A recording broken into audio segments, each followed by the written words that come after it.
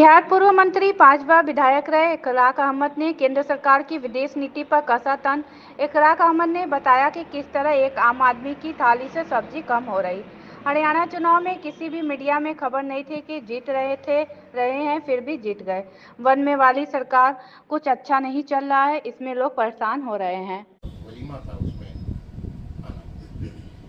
आप राजनीति में इतने सालों से हैं, तो राजनीति में इस समय जो उथल-पुथल चल रही है उसके विषय में कुछ चर्चाएं करें।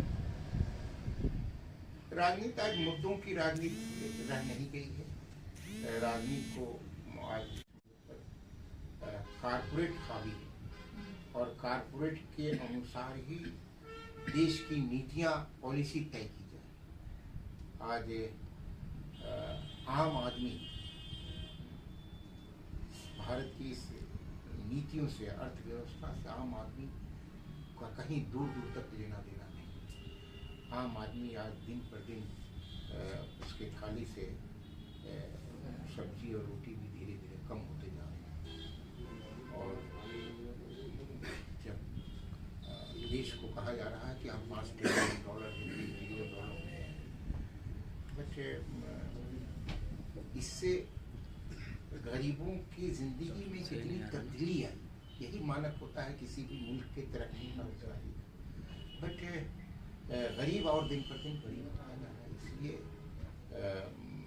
देश की अर्थव्यवस्था बिल्कुल क्योंकि वन मैन शो हो गया।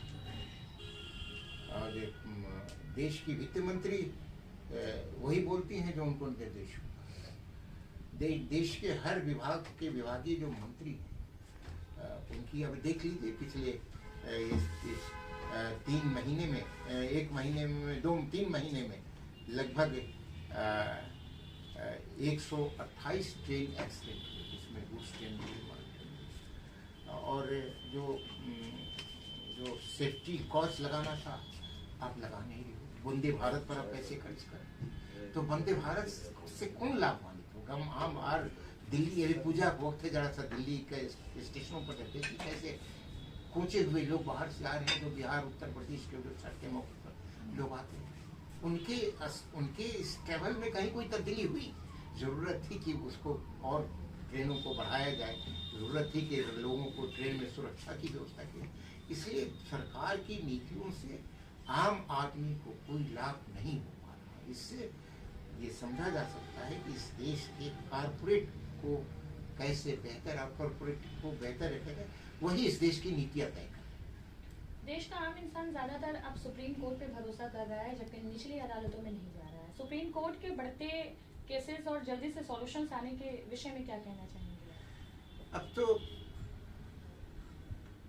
माननीय chief justice of India Chandrachud ji का एक बयान आया कि जब अयोध्या का फैसला करना था तो 3 महीने बहुत परेशान था और तब मैंने भगवान राम के सामने ले जाकर के आराधना की कि मैं क्या करूं। तब उन्होंने मुझे निर्देश दिया और तब मैंने फैसले लिए। ये शब्द, ये बातें चंद्रचूड़ नहीं करनी चाहिए। आपके संविधान के ज्ञाता है, आपको संविधान के ने जो फैसले के लिए जो आपको अधिकार दिया, आप उसको देख के फैसले करने चाहिए। इस देश के जो सेकुलर सोर्स के लोग हैं, इस देश के जो अल्पसंख्यक हैं, उन्होंने ये पहले ही कह दिया था कि जो न्यायालय का जो फैसला होगा राम जन्मभूमि के सवाल पर, हम उसको स्वीकार करेंगे। जिस दिन फैसला आया, एक जगह कहीं से कोई उस पर चू तक नहीं किया, फैसले को लब्बैक किया और खामोश रहा। लेकिन आपने इस इतने महीनों के बाद से, 8 महीने 9 महीने के बाद से या 1 साल से ज्यादा हो गए, इस फैसले के बाद से इस पन्ने को उलट कर करके आपने लोगों को आहत किया। माफ कीजिएगा, चीफ जस्टिस ऑफ इंडिया ने लोगों की भावनाओं को आहत किया। इस तरह से बयान नहीं देना चाहिए था जो उन्होंने बयान। इससे हम सब लोग की आस्था, इससे देशी नहीं विदेशों में भारत की इस व्यवस्था पर, इस जजमेंट पर प्रतिक्रियाएं हुई, ऐसी बातें। और किस तरह कितने मामले लंबित थे आपके पास। सुप्रीम कोर्ट जब हरियाणा का चुनाव हुआ तो जब जाते कि साहब हम इतना बजे तक जो बॉक्स आए उसमें 99% जो चार्ज बॉक्स आया उसमें हम हारने लगे, और उससे पहले जो 2 राउंड आया, चीजें सब सुप्रीम कोर्ट में गई, एक नहीं कई चीजों को लगा करके भेजा गया सुप्रीम कोर्ट में। सोशल मीडिया भी नहीं करता था, और उनके गोदी मीडिया भी नहीं बोलते थे कि साहब कहीं से भी नरेंद्र मोदी जी प्रधानमंत्री जी चुनाव से 1 सप्ताह पहले हरियाणा छोड़ दिए थे, कहीं फोटो उनकी तस्वीर नहीं थी, कुछ नहीं था। सब लोग ये कहते थे कि ये रिजल्ट होगा, और ऐसे रिजल्ट अनएक्सपेक्टेड रिजल्ट हुआ। सुप्रीम कोर्ट लोग वो संस्था है ना, डेमोक्रेटिक क्या कहते हैं उसको, जो चुनाव का सवालों पर सुप्रीम कोर्ट में मुकदमे लड़ रहे हैं, तो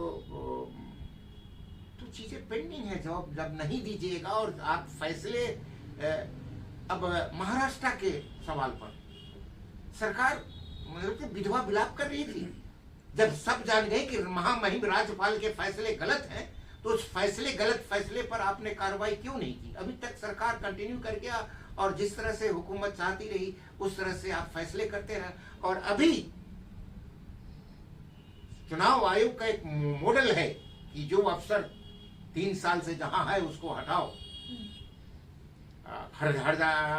जो डीजीपी जिसको पर इस तरह के पक्षपात है या उस पर कोई आरोप है उनको हटाओ।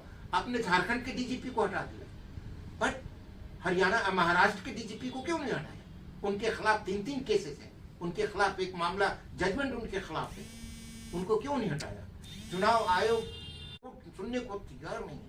इसलिए न्यायालय पर भी धीरे धीरे लोगों के प्रश्न खड़े हो रहे हैं, और लोगों से भी व्यवस्था, जब ऊपरी अदालत इस तरह के फैसले करेगा तो निचली अदालत से आप क्या एक्सपेक्ट कर सकते? इसलिए आपका ये सवाल कि निचली अदालत है पेश पेंडिंग रहेगा। सब अदालतों का सरकार से प्रभावित होकर जजमेंट होंगे तो लोगों को न्याय मिलेगा।